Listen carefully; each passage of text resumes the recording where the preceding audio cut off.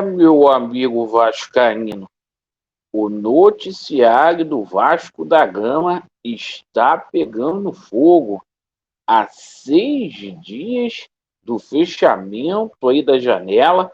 A gente vai atualizar como que estão as coisas no presente momento. E, ó, você que é cardíaco, muita calma nessa hora.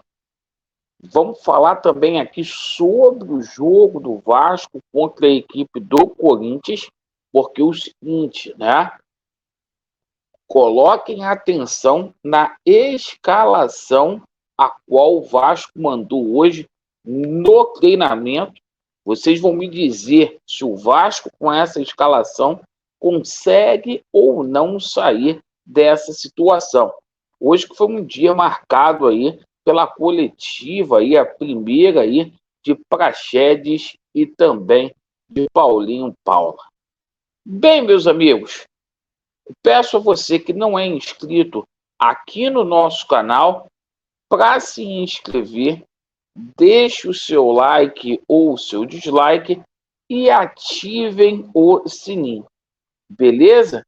E vou pedir para vocês também, encarecidamente, você que ainda não está participando lá do sorteio da camisa do Vasco da Gama, a qual iremos sortear no próximo sábado, no pós-jogo contra a equipe do Corinthians. Ó, não perca tempo, tem poucas pessoas entrando lá para seguir o Laureano no Kauai, e essa camisa aqui pode ser sua. É só você seguir o Laureano lá, certo?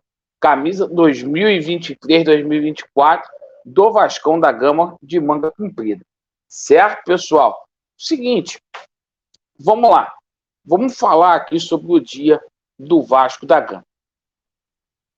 Vasco da Gama e Corinthians, gente. Para mim, na minha opinião, sinceramente, a vaca foi pro brejo. No entanto, matematicamente, ainda há chances, sim, do Vasco da Gama sair dessa situação. Para que isso venha acontecer, o Vasco precisa aí de 12 vitórias para somar o objetivo de 45 pontos, que é aquilo que os matemáticos dizem ser a numeração de corte para o Vasco deixar essa situação. O Vasco já está a 6 pontos aí atrás da primeira equipe que está fora da zona do rebaixamento, que é o Bahia. E hoje, né, 2 reforços aí chegaram, que foi o Praxedes e também o Paulinho Paulo. Fizeram a coletiva deles, foram para campo, treinaram e olha o time do Vasco da Gama para pegar o Corinthians. Léo Jardim, Miranda, Capasso e Léo Pelé, Puma, Medel, Jair, Praxedes e Piton, Aureliano e Sebastião Ferreira. Ou seja, o Vasco vai jogar com 3 zagueiros aí, certo? Uma escalação aí, um esquema tático diferente, com 3 zagueiros, né? Seria ali um 3-5-2 o esquema do Vasco da Gama aí. Bom, diz aí o que vocês acharam desse novo esquema do nosso treinador Ramon Dias. Sobre a situação de reforços, tá? Muita atenção, porque a gente tem novidade aí no ataque do Vasco da Gama. Situação de reforços. O zagueiro Robert Rojas. O Laureano, houve alguma evolução na situação do jogador do River Plate? Meus amigos, não evoluiu em nada hoje a situação do zagueiro. Estou gravando esse vídeo aqui às 17h35, não houve, até o presente momento, nenhuma evolução. Então o jogador segue lá no River Plate, uma negociação ontem que a ESPN da Argentina deu como certa, perfeito? E o seguinte, situação de meia. Laureano, como que está a situação aí do camisa 10 do Vasco, aquela cereja que o Zé Colmeia prometeu desde o começo do ano. Amigos, a situação com o Carrascal não evoluiu. O Vasco da Gama aparentemente não tinha um plano B, voltou às negociações aí com alguns jogadores aí, como foi o caso do Lanzini, como foi o caso aí do Vieto, mas, contudo, mais especulações do que nada. Ontem surgiu a situação do Oscar Romero, que falou que não fecha a porta para time nenhum, mas é isso, camisa 10 do Vasco da Gama para a sequência do ano, às 17h36 do dia 27/7, é o Praxedes que chegou aí, certo? E a situação do atacante, Laureano, como que está a situação do Michael Santos? Pois é, devido a esse calote que o Vasco, SAF, deu lá na Argentina, na situação do Orelhano, na situação aí também envolvendo o Capasso, principalmente, e já tem até uma reclamação na FIFA, o que aconteceu nessa parada toda?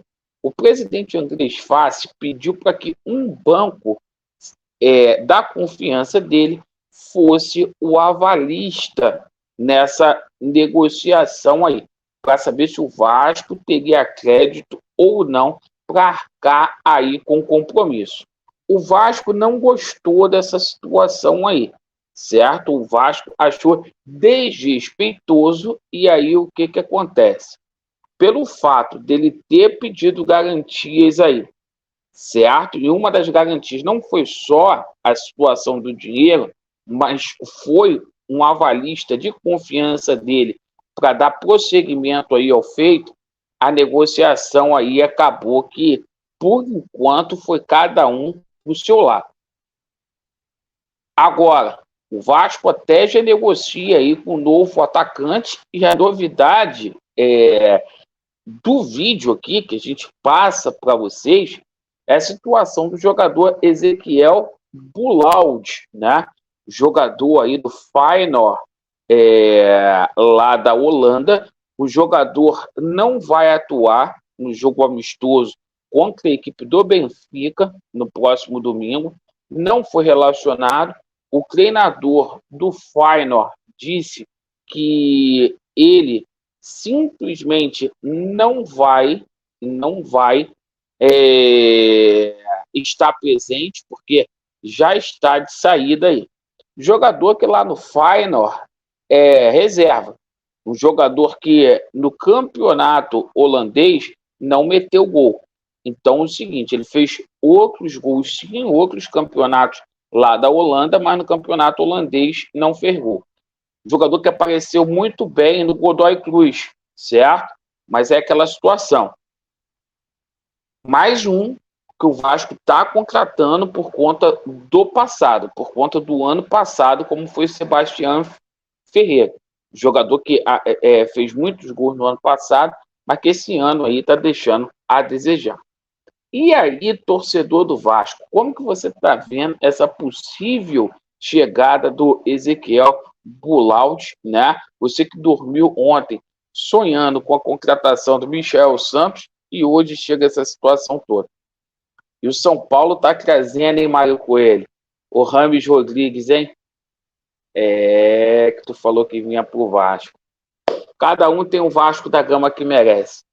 Vasco neles, a verdade prevalecerá. Siga a gente lá no Kawai para que você possa concorrer aí essa camisa aqui do Vascão da Gama.